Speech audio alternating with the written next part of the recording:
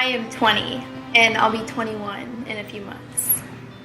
I was very active in school, and I was always out running around, and I took extra classes at school, and I'd be to school 7 a.m. Sometimes I wouldn't leave till like 4 or 5, and I did a lot of extracurriculars in school, always involved. You were editor of newspaper I was and yearbook? yearbook, newspaper, leadership roles, all different things.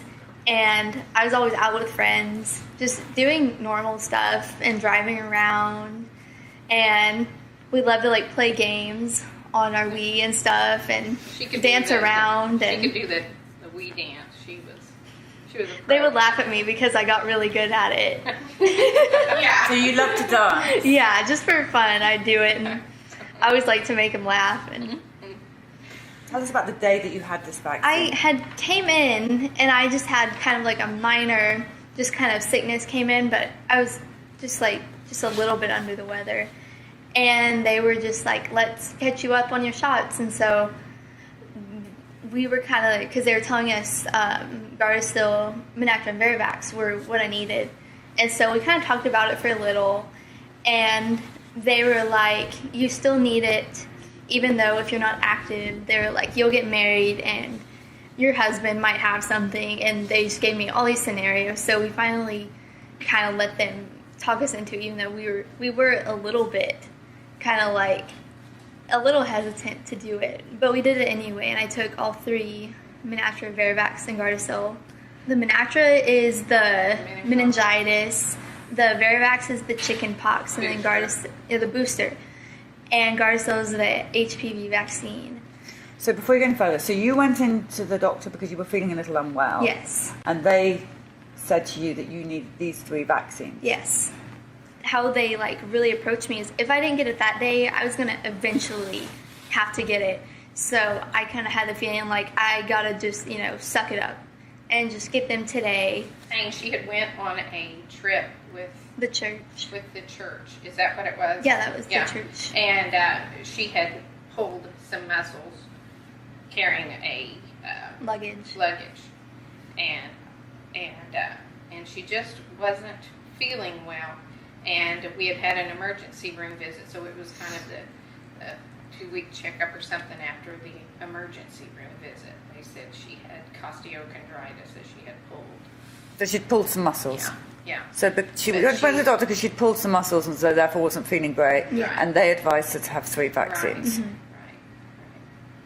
Completely irrelevant to the condition that Yeah. she went in to say that she had.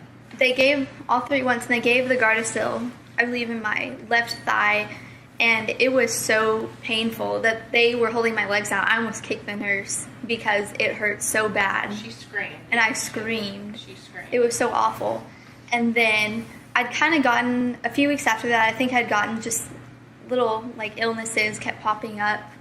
A lot of soreness in my arm. strep. And I was very dizzy right after the shot. Yeah, they made her stay. I was very for dizzy like and 30 tired. minutes because she was very dizzy, and then she came home and she slept. So you had the 3 that day. Are you saying you had more after that? Yeah, I had all 3 Gardasil shots. Yeah. And at the second one, I actually had went in by myself and ended up, I had to take myself there after school. And I was so scared going in. I was almost in tears having to get it. And now I kind of know why. It was instinct saying, you need to get out of here. But I went ahead and got it anyway and got dizzy and a little bit sick afterwards. And I was just I brushed it off. I was like, it's just me, just kind of being weak. And so a few weeks later, I had gotten sick again. I think I was on Christmas Day, I woke up and I threw up every 30 minutes for an entire day.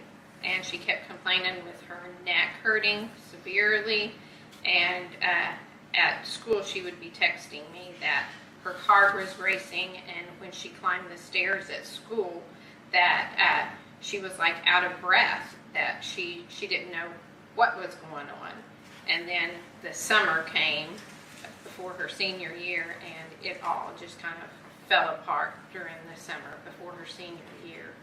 She was walking kind of bow-legged and super slow, and I kept taking her to the pediatrician, the We did the heart doctor, the lung doctor, the immunologist, the rheumatologist. We had done emergency room visits because she would have all kind of pain attacks. She felt like she was having a heart attack. She just, you couldn't touch her, that just different areas of her body hurt. She never made one full week of school in the beginning of her senior year. Then by the end of October, she was in a wheelchair. And then we put her to homebound, where a teacher came like once a week to the house her senior year. And I really didn't even know if she could make that. I didn't know if she could. I thought she was going to have to drop out of school because she couldn't think to do the work. What took her, 5 or 10 minutes might take her 2 or 3 hours, or it might take her longer than that. Finally, after we had went to the children's hospital here, an immunologist and a rheumatologist seen us, and they were thinking, she's just making this all up. It's, and how you could have a child that perfectly normal, walking, then she's on a walker, and then she's in a wheelchair. That's not normal. And they tried to blame us that we were, that parents that push their children too hard because, she was telling them she was in newspaper and yearbook. And I'm like, no. So basically you pushed your daughter so hard that she became crippled in a wheelchair? That's their claim. Yeah, that's their claim. And so I finally did, because I was taking her to water therapy and physical therapy, and the therapist there just said, we can't do any more therapy. The more we do, the worse she gets. She said it's like she has MS, but she says we know she doesn't have MS. Were you saying throughout all of this that you felt that these vaccines had caused this? Yes, I had told them, and they was like, no, it's not Gardasil. So they didn't even want to investigate it. It was just a flat no. Right. The neurologist that was on duty came in, and she told me, there's absolutely nothing wrong with your daughter. And I says, then tell me why she cannot walk. She says, I don't know. We don't have a test for that. She says, you need to stop going to doctors. Sure. After I started getting sick and we really started pressing them, saying we need to figure out what's wrong, they pretty much told us, do not come back. And the nurse, she was like, we're not giving you any pain medication. I said, I'm not asking for pain medication. I'm asking the doctor to see my daughter. And she told me, you're not going to see the doctor. You're not coming back. It's like, she's got the worst end of it, but everybody's a victim. We have to see her go through this. And it could have been so prevented. She's even had one doctor told her, you're going to have to want to get better. It's like she just has to will it in her mind that she's going to get better, and it's going to happen. We took her to the emergency room, and the nurse followed my husband out and said, I believe your daughter's doing this for attention.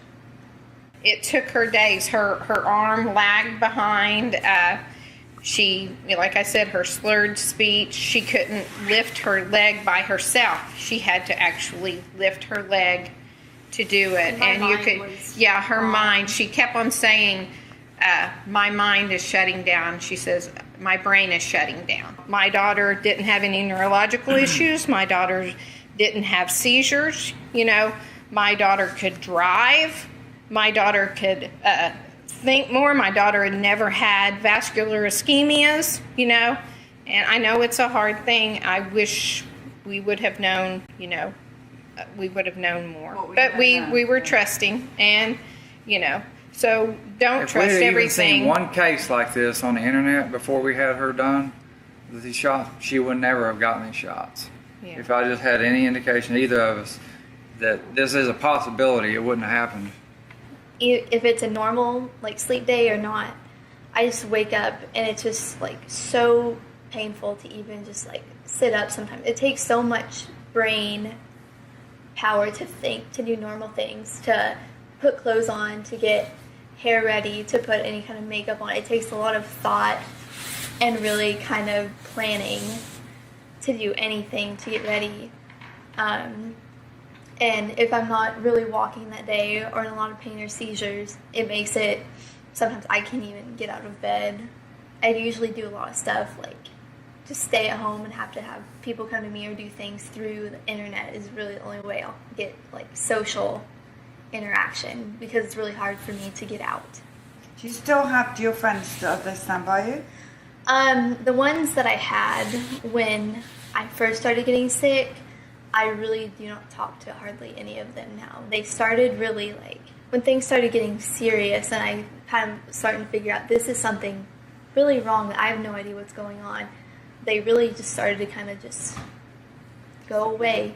I mean, your story it's so affected me, and I know that it's affected so many people around the world, and the fact that you're not advocating for people is just fantastic. People are looking up to you, and you've got to keep doing that work, because you do it so well. You write well, and you I don't know if you edit your videos or how you put your videos out, but they're so beautifully done, they're so raw, and you're such a massive inspiration to them. We're just so sorry this has happened to your family. Tell her what you want to do now.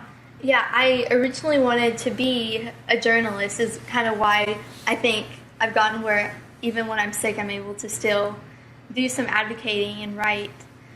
But I saw how corrupt it was, and I knew I couldn't handle it, and I was like, this probably is not the path for me anymore.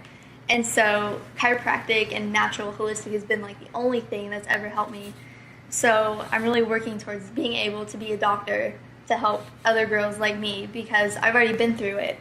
Okay. So even the doctors we have now, they don't experience what we've had to go through. So to have a doctor that's been through the vaccine injury and know how to deal with it and know how to treat them, I think, because I want to be the person I never had, is kind of what I say. Mm-hmm. The person I never had to really just support and be like, I get it.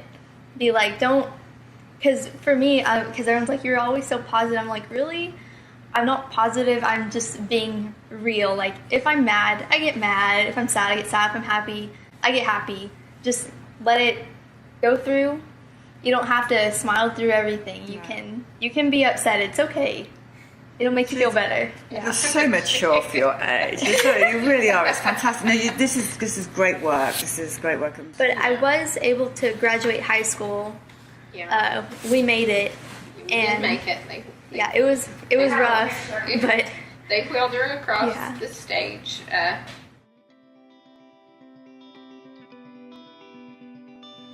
Definitely think for yourself, and don't be shy to question something just because you're younger. Because I'm learning now, even just at my age, I do know a lot more probably than most people do now, unfortunately from experience. But just really please don't. It's been not just physically but mentally scarring, and dealing with knowing every day someone else is getting this shot and probably going through the exact same thing as I am now, and that I really don't have the luxury now to fight it in private. Most of us don't, because we know this is our duty. We have to stop this from happening again. So please listen to us, your fellow 20-year-olds, 15, 16, that we want the best for you, and we're telling this for you. We're doing this all for you.